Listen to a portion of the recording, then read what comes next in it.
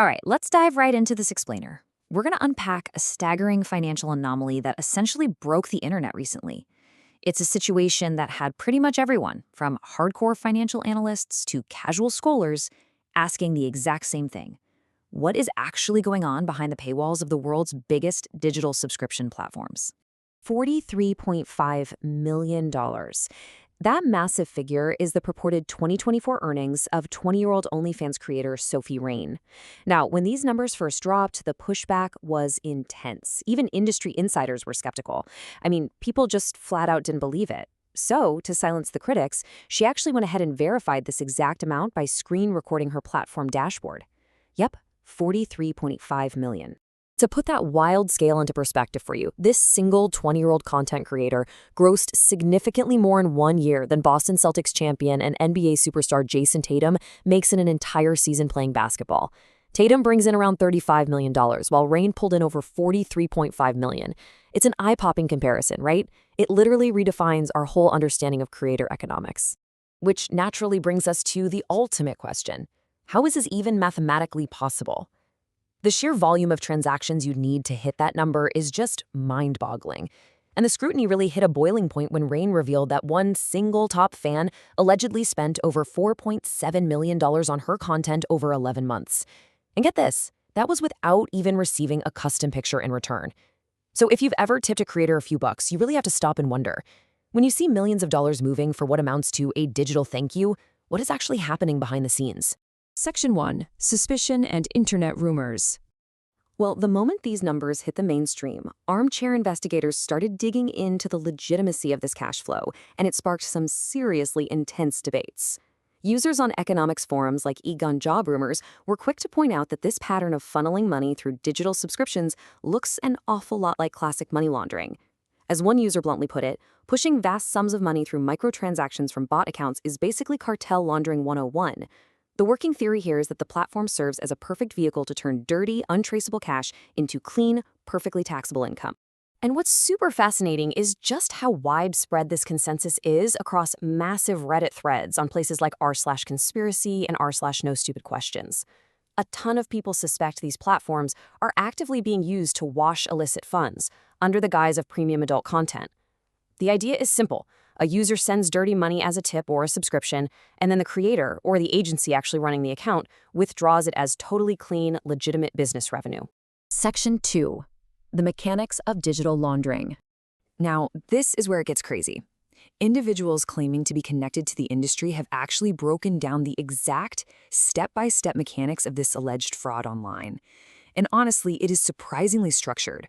According to these discussions, the whole process is meticulously sequential. First, criminals create a common person name, or CPN, which is essentially a fake synthetic identity. Second, they use untraceable prepaid cards or digital equivalents to buy subscriptions and drop massive tips.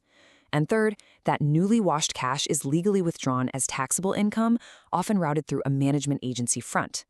These agencies sometimes run what are known as bot houses, where they manage the accounts entirely, toss a percentage to the creator, and keep the laundered bulk for their investors. But hey, we have to remember, this isn't just some wild internet conspiracy theory. Real-world law enforcement is actively busting massive digital laundering rings right now. For example, Hong Kong police recently arrested 458 individuals tied to a syndicate that successfully laundered 470 million Hong Kong dollars. How? By purchasing bank accounts from everyday people and using virtual accounts in crypto to hide the dirty money. So the infrastructure for this kind of digital crime is absolutely real, and it is operating as we speak. Section 3. The Trafficking Business Model.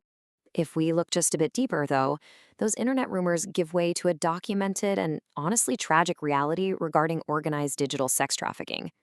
Research from the UNZOO Social Research Lab shows this isn't just a loose collection of creators acting independently. It's often a structured, highly exploitative machine where victims are essentially used as cogs, all designed to systematically funnel money upward to a trafficker. The crucial takeaway from the research data is the horrifying disparity in the revenue.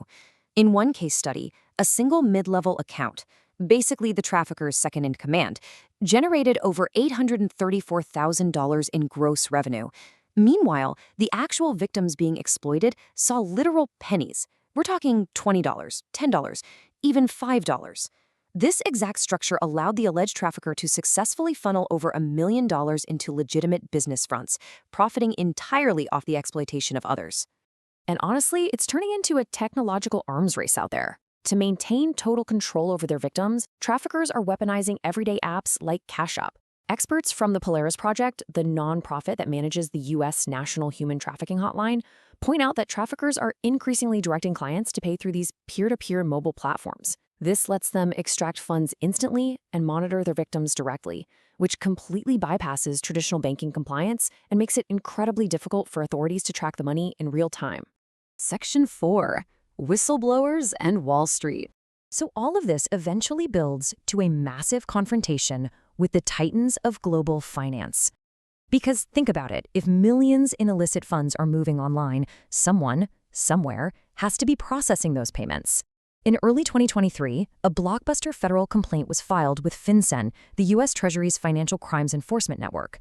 A senior compliance expert turned whistleblower submitted this complaint, directly accusing major payment networks, specifically MasterCard and Visa, of knowingly handling the proceeds of illicit transactions, including money laundering and human trafficking, generated on the OnlyFans platform. The details of the complaint are incredibly heavy.